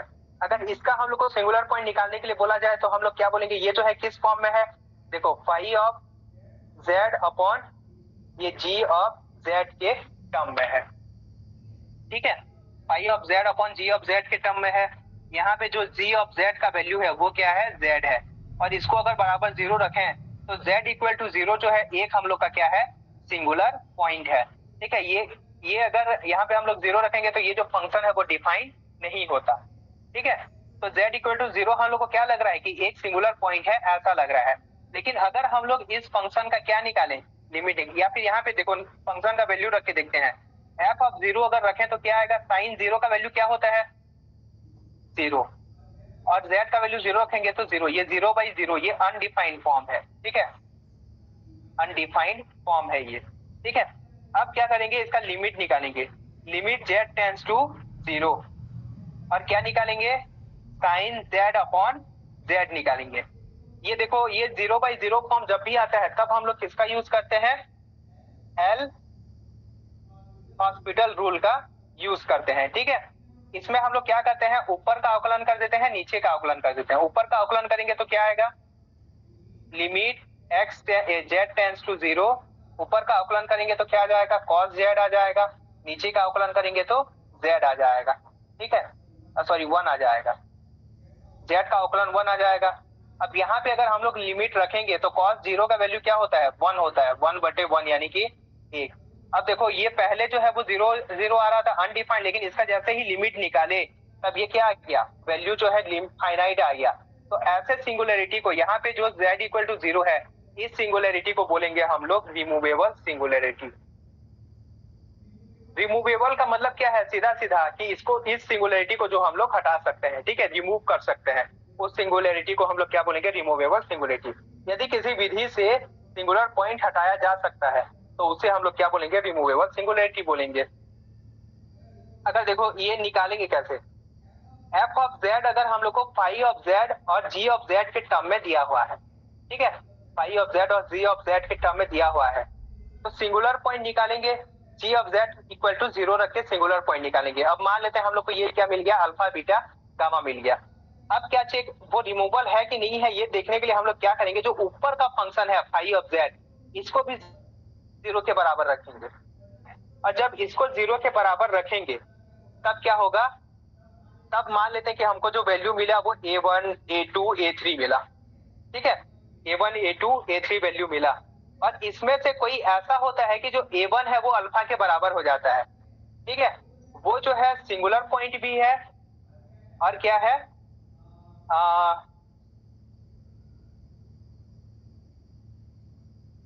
स्क्रीन दिखाई नहीं दे रहा है क्या ठीक से,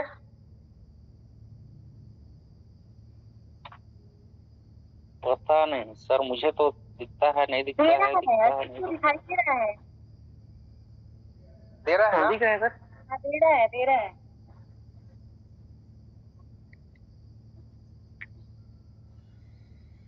हाँ, मतलब बीच बीच में ना थोड़ा थोड़ा गायब हो जा रहा है ना, मतलब नहीं नहीं गायब हो रहा है, ब्लिंक हो रहा है, नहीं हो रहा है क्या, हो रहा है, अच्छे से दिखाई दे रहा है। कहीं पे नेटवर्क दिख रहा है, नहीं हो रहा है। जहाँ पे नेटवर्क नहीं होगा ना, उससे होगा। अच्छा ऐसा है क्या, हाँ ठीक है, देखो नेटवर्क, मैं थोड़ा सा, ठीक है, देखो ये क्या बोलते हैं, ये क्या बोलते हैं, एक मिनट मैं एक बार रिफ्रेश कर दे रहा हूँ, एक मिनट मैं एक बार रिफ्रेश कर दे रहा हूँ।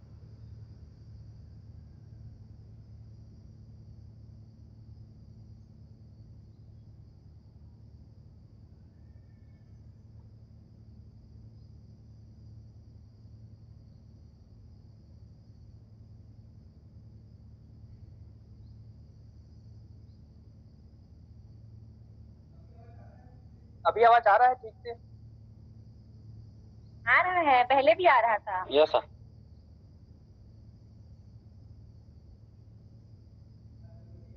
हाँ चलो ठीक है, देखते हैं। ये बहुत ही इंपॉर्टेंट कॉन्सेप्ट है ना। जो क्वेश्चन है वो ये क्या बोलते हैं, इससे आने का जो प्रोबेबिलिटी है वो सबसे ज्यादा होता है, ठीक है। इसके बाद लॉरेंट सीरीज, एक्सपेंशन वगैरह आता है। बाकी ये जो हम लोग का जो सिंगुलरिटी वाला जो पार्ट होता है, ठीक है, ये बहुत ही इंपॉर्टेंट होता है। तो हम लोग देख रहे थे रिमूवेबल सिंगुलरिटी, ऐसा सिंगुलरिटी जिससे हम लोग किसी भी रीज से जो है वो रिमूव कर सके, हटा सके, ठीक है। ये एक तरह से चेक कर सकते हैं, या फिर इसको देख रहे थे हम लोग।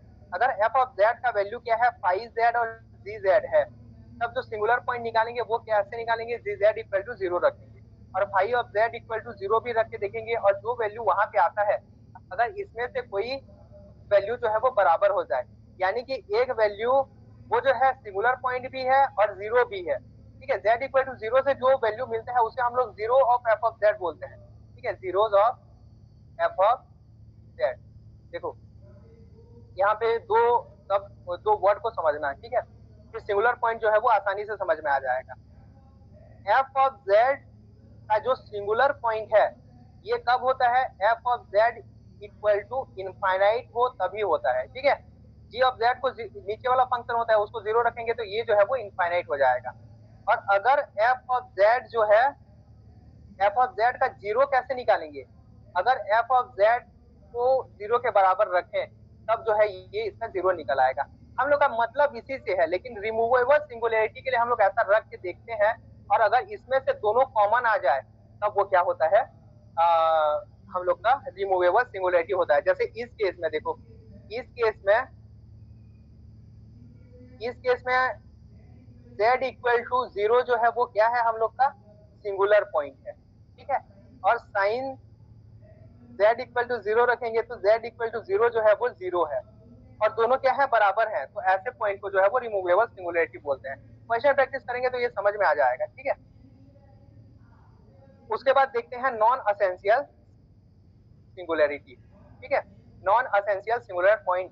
अगर लॉरेंट सीरीज में जो है वो फाइनाइट नंबर ऑफ ऋणात्मक पद हो, ठीक है, जो ऋणात्मक जो पद होते हैं अगर वो सीमित संख्या में हो, ठीक है, n इक्वल टू 10, 15, जब कुछ n के कुछ फाइनाइट वैल्यू के लिए हो, ठीक है, तब हम लोग उसे क्या बोलेंगे, नॉन असेंशियल सिंगुलर पॉइंट या फिर पोल, ठीक है, पोल।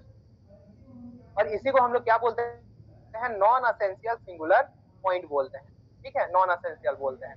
अगर ऐसा हो तो उसे हम लोग क्या बोलेंगे, ऋणात्मक पद होंगे तो इन्हें हम लोग क्या बोलेंगे, नॉन असेंशियल या फिर पोल्स बोलेंगे, ठीक है। एफ ऑफ जेड को जो है वो इनफाइनाइट के बराबर रखेंगे, और जो भी बिंदु हम लोग को मिलेगा वो जो है उसका पोल होगा। F of Z equal to भी इनफाइनाइट होगा, और limit F of Z, limit Z tends to Z zero, F of Z का वैल्यू भी क्या होगा, इनफाइनाइट होगा। जबकि इस केस में जो है वो limit Z tends to Z zero, F of Z का वैल्यू फाइनाइट था, लेकिन इस केस में क्या हो जाएगा, क्या बोलते हैं, ये जेड, एफ ऑफ जेड का जो वैल्यू है वो इनफाइनाइट ही रहेगा, लिमिट निकालेंगे तो भी इनफाइनाइट रहेगा। लेकिन अगर हम लोग उसमें z माइनस जेड जीरो की पावर m का मल्टीप्लाई करके अगर लिमिट निकालते हैं तब ये नॉट इनफाइनाइट हो जाएगा, यानी कि कोई फाइनाइट वैल्यू हो जाएगा। और तब हम लोग ये बोलेंगे कि z equal to Z zero जो है वो पोल ऑफ ऑर्डर m है, m ऑर्डर का जो है वो पोल है। दूसरा तरीका क्या है निकालने का, एफ ऑफ जेड अगर phi of Z G Z के बराबर है तब वो जो सिंगुलर पॉइंट कैसे निकालेंगे, G Z equal to zero, तब हम लोग को जो है कुछ वैल्यू मिलेंगे, Z equal to zero, Z equal to one, Z equal to two. तो ये सब जो होंगे इसे हम ये कौन सा ये सब जो है वो पोल्स कहलाएंगे, नॉन असेंशियल सिंगुलरिटी कहलाएंगे।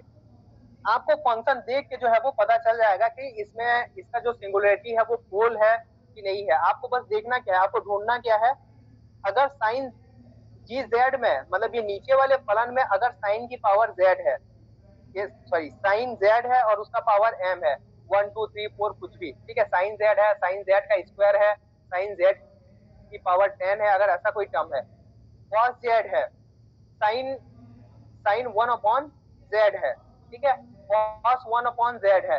तो ये सभी जो है वो क्या, या पॉलिनोमियल ऑफ जेड है, जेड का जो है वो बहुपद वाला फलन है कुछ, ठीक है, जेड जेड प्लस जेड का स्क्वायर प्लस जेड का क्यूब, इस टाइप का कोई फलन है, तब जो है वो निश्चित रूप से क्या होगा, पोल होगा, निश्चित रूप से जो है वो पोल होगा। अगर वो रिमूवेबल सिंगुलरिटी नहीं है तो वो निश्चित रूप से जो है वो पोल होगा। उसके बाद आता है असेंशियल सिंगुलरिटी। असेंशियल सिंगुलरिटी में हम लोग लॉरेंट सीरीज अगर एक्सपेंशन इसका करें तो जो है इनफाइनाइट नंबर ऑफ टर्म्स हम लोग को मिलेंगे, मतलब वो जो टर्म्स हैं नेगेटिव टर्म्स जो है वो कभी भी खत्म नहीं होंगे, वो पूरा इनफाइनाइट तक चलते रहेंगे। तो ऐसा जो सिंगुलरिटी रहता है उसे हम लोग बोलते हैं असेंशियल सिंगुलरिटी। ठीक है, इसमें जो है वो F of Z at Z equal to 0 भी इनफाइनाइट रहता है, लिमिट एफ ऑफ जेड भी इनफाइनाइट रहता है, और जेड माइनस जेड 0 की पावर एम एफ जेड भी जो है वो इनफाइनाइट रहता है। जबकि नॉन असेंशियल सिंगुलरिटी या पोल के केस में ये जो वैल्यू है वो क्या रहता है, फाइनाइट रहता है। ठीक है, और ये असेंशियल सिंगुलरिटी के केस में ये वैल्यू भी जो है वो इनफाइनाइट रहेगा। इसमें भी देखेंगे एफ जेड अगर हम लोग का फाई जेड और जी जेड के टर्म में है, तो अगर जी जेड का वैल्यू, जी जेड का, फाई जेड नहीं, जी जेड का वैल्यू क्या है, एक्सपोनेंशियल ऑफ कोई constant upon z minus Z 0 की पावर एम है। ठीक है, साइन हाइपर ए अपॉन जेड माइनस जेड 0 की पावर एम है, कॉस हाइपर ए अपॉन जेड माइनस जेड 0 की पावर एम है। तो इन सभी को हम लोग जो है, अगर इनका जो सिंगुलरिटी होगा वो क्या होगा, असेंशियल सिंगुलरिटी होगा। क्लियर है? तो ये जो टाइप्स ऑफ सिंगुलरिटी है ये एक बहुत ही इंपॉर्टेंट टॉपिक है। क्लियर है ये? Yes sir. ये जो है जब हम लोग क्वेश्चन प्रैक्टिस करेंगे ना, हाँ जब क्वेश्चन प्रैक्टिस करेंगे ना तो ये जो है हम लोग को और समझ में आएगा।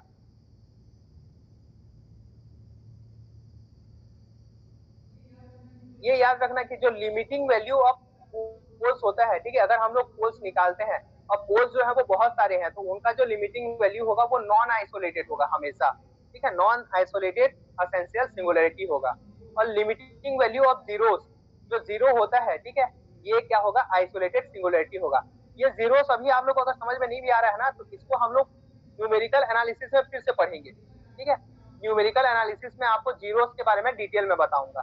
ठीक है, जीरो कैसे निकालते हैं, कौन से ऑर्डर का जीरो है, ये सब चीजें जो है वो पढ़ेंगे। पोल भी जब हम लोग निकालते हैं तो पोल का भी जो है वो ऑर्डर होता है, और ऑर्डर कैसे, जैसे हम लोग सिंगुलरिटी निकाले, ठीक है, और वो 1 2 और यहाँ पे 3 3, ठीक है, 4 4 4, इस टाइप से अगर हम लोग को मिल गया, ठीक है, तब ये जो 1 होगा वो सिंगुलर पॉइंट होगा ऑर्डर 1 का, ये जो है मतलब पोल होगा ऑर्डर 1 का। जो 2 है ये भी क्या होगा, पोल होगा ऑर्डर 1 का, क्योंकि ये 1 बार आया है, लेकिन 3 2 बार आया है तो ये जो है पोल ऑफ ऑर्डर 2 हो जाएगा। ठीक है, ये 4 बार आया है तो पोल ऑफ ऑर्डर 4 हो जाएगा। ठीक है, तो इस टाइप से जो है वो पोल का ऑर्डर निकालते हैं। उसके बाद आता है residue of a complex function. ठीक है, एक कॉम्प्लेक्स फलन का हम लोग रेसिड्यू कैसे निकालेंगे। देखो रेसिड्यू होता क्या है, अगर किसी कॉम्प्लेक्स फलन एफ ऑफ जेड का हम लोग प्रसार करते हैं तो इस प्रसार में जो 1/z का जो कोफिशिएंट होगा, ठीक है, उसे हम लोग बोलते हैं रेसिड्यू। ठीक है, अगर z और जैसे हम लोग लॉरेंट सीरीज एक्सपेंशन करते हैं तो z 0 की जगह में हम लोग क्या रख दें, 0 रख दें और उसका प्रसार करें, तो 1/z का जो कोफिशिएंट आएगा, ठीक है, उसे हम लोग क्या बोलेंगे, रेसिड्यू बोलेंगे। एफ ऑफ जेड का जो रेसिड्यू है वो क्या होता है, कोफिशिएंट ऑफ 1/z होता है। ठीक है, किसी बिंदु z इक्वल टू z0 पर रेसिड्यू, अगर कोई बिंदु है, ठीक है, z इक्वल टू z0 पर अगर हम लोग को उसका रेसिड्यू निकालना है तब हम लोग क्या करेंगे, coefficient of 1/z minus z0। ये जो रेसिड्यू है वो z इक्वल टू 0 पे है, ये जो रेसिड्यू है वो z इक्वल टू z0 पे है। लॉरेंट सीरीज में हम लोग जानते हैं जो 1/z माइनस z0 होता है इसका कोफिशिएंट क्या होता है, b1 होता है। ठीक है, यानी कि ये जो b1 है ये हम लोग का क्या हो जाएगा, एफ ऑफ जेड का जो है वो रेसिड्यू हो जाएगा। यदि z इक्वल टू z0 एक पोल है तब एफ ऑफ जेड, अच्छा ठीक है, ये जो है वो रेसिड्यू का कॉन्सेप्ट। अब रेसिड्यू हम लोग कैलकुलेट कैसे करेंगे, रेसिड्यू कैलकुलेट करने के लिए हम लोग देखेंगे कि वो जो है क्या बोलते हैं, सिंगुलरिटी जो है वो किस टाइप का है। अगर z इक्वल टू z0 है तब इसका जो रेसिड्यू निकालना बहुत ही आसान होता है। ठीक है, अगर ये पोल नहीं है तब जो है वो बहुत ही ज्यादा दिक्कत होता है। ऐसे रिमूवेबल सिंगुलरिटी जो होता है उसका तो रेसिड्यू होता ही नहीं है, ठीक है, उसका रेसिड्यू क्या होता है, 0 होता है। रिमूवेबल सिंगुलरिटी के लिए जो रेसिड्यू होता है वो 0 होता है, ठीक है। पोल के लिए हम लोग रेसिड्यू निकालते हैं और एसेंशियल सिंगुलरिटी के लिए जो रेसिड्यू होता है वो निकालना बहुत ही कॉम्प्लिकेटेड हो जाता है, ठीक है। हम लोग जो है वो पोल्स के लिए ही रेसिड्यू निकालेंगे। अगर वो z इक्वल टू z0 क्या है, एक पोल है, तब और वो जो फंक्शन है वो क्या है, pz qz के टर्म में है, तब जो ये इसका जो रेसिड्यू होगा वो क्या होगा, pz, और ये नीचे जो फलन होगा उसका एक बार z के रेस्पेक्ट में अवकलन कर देंगे, ठीक है। और फिर यहाँ पे z इक्वल टू z0 का जो है वो वैल्यू रख देंगे। अगर z जो है वो z इक्वल टू z0 जो है वो m ऑर्डर का, ये ऑर्डर 1 का है तब, ठीक है, ये जो पोल है वो ऑर्डर 1 का पोल है, तब ये इस फॉर्मूले का यूज करेंगे। अगर वो m ऑर्डर का पोल है तब जो है हम लोग इस फॉर्मूले का यूज करेंगे। क्या फॉर्मूला है, limit z tends to z0 1 upon n minus 1 का फैक्टोरियल dn बाई dx की power n z minus z0 की power n f of z, ठीक है। ये जो है हम लोग का क्या हो जाएगा, residue of f of z हो जाएगा। उसके बाद रेसिड्यू एट इनफाइनाइट, अनंत में जो है हम लोग रेसिड्यू कैसे निकालते हैं। अगर कभी पूछे कि अनंत में जो है वो रेसिड्यू निकालना है, पॉइंट क्या दे दिया है यहाँ पे, z0 इक्वल टू इनफाइनाइट में जो है हम लोग को रेसिड्यू निकालना है।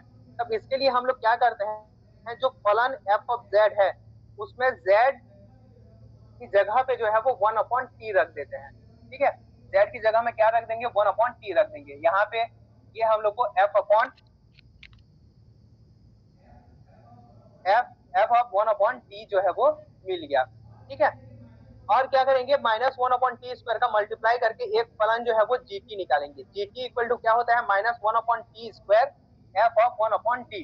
अब ये जो फलन gt है इसका t इक्वल टू 0 पे जो है वो रेसिड्यू निकालेंगे, और t इक्वल टू 0 पे जो रेसिड्यू होगा वही जो है वो z इक्वल टू इनफाइनाइट में जो है वो रेसिड्यू होगा, ठीक है। क्योंकि यहाँ पे z को जो है हम लोग 1 अपॉन टी से रिप्लेस कर दिए हैं। तो ये होता है रेसिड्यू निकालना। इसका अभी क्वेश्चन प्रैक्टिस करेंगे तब जो है ये क्लियर हो जाएगा। उसके बाद आता है कॉम्प्लेक्स इंटीग्रेशन। कॉम्प्लेक्स इंटीग्रेशन बहुत ही बड़ा टॉपिक है और हम लोग इसमें जो है बहुत ज्यादा डिटेल में नहीं जाएंगे, ठीक है, लेकिन इससे रिलेटेड जो है वो कुछ नियम जो है हम लोग देख लेते हैं। कॉची रेसिड्यू थ्योरम, अगर f ऑफ z एक एनालिटिक फंक्शन नहीं है, नॉट ए एनालिटिक फंक्शन, अगर एनालिटिक फंक्शन नहीं है तब उसका जो इंटीग्रेशन होता है, integration f of z dz, कोई क्लोज काउंटर, यहाँ पे कंटूर दिया हुआ है ये c, ठीक है, किसी क्लोज कंटूर c में जो है इसका जो इंटीग्रेशन होगा वो 2 पाई आयोटा और समेशन ऑफ रेसिड्यू। ये फलन f ऑफ z का सिंगुलरिटी निकालेंगे, उसका रेसिड्यू निकालेंगे और सभी रेसिड्यू को जोड़ देंगे, ठीक है, और उसको 2 पाई आयोटा से मल्टीप्लाई कर देंगे तो ये इंटीग्रेशन का वैल्यू जो है हम लोग को मिल जाएगा। अगर फलन f ऑफ z जो है वो एनालिटिक है तो इसका इंटीग्रेशन जो है वो 0 हो जाएगा। ये आप लोग याद रखेंगे, ठीक है। कॉम्प्लेक्स इंटीग्रेशन से जो है वो इससे रिलेटेड क्वेश्चन पूछता है। अगर दे दिया कि f ऑफ z जो है इस क्षेत्र में एनालिटिक है तब उसका जो इंटीग्रेशन है वो 0 होगा, कुछ भी करना नहीं है। अगर फलन जो है वो एनालिटिक नहीं है, f ऑफ z जो है वो एनालिटिक नहीं है, तब जो है उसका इंटीग्रेशन का वैल्यू जो है वो इस तरह से निकालते हैं, summation of 2 pi iota summation, मतलब 2 pi iota summation of residue, जो भी उसका रेसिड्यू होगा उसको जो है वो जोड़ देंगे, ठीक है। अभी जो है वो 15 मिनट का ब्रेक लेते हैं, ठीक है, 10 मिनट का जो है वो ब्रेक लेते हैं। उसके बाद फिर से जो है वो क्लास शुरू होगा और उसमें हम लोग क्वेश्चन प्रैक्टिस करेंगे, ठीक है। आज जो है ये कॉम्प्लेक्स एनालिसिस कंप्लीट कर देंगे, ठीक है। 15 मिनट का ब्रेक ले लेते हैं, चलो। क्या बोलते हैं, 2:35 को जो है वो क्लास लगेगी, फिर से क्वेश्चन प्रैक्टिस करेंगे।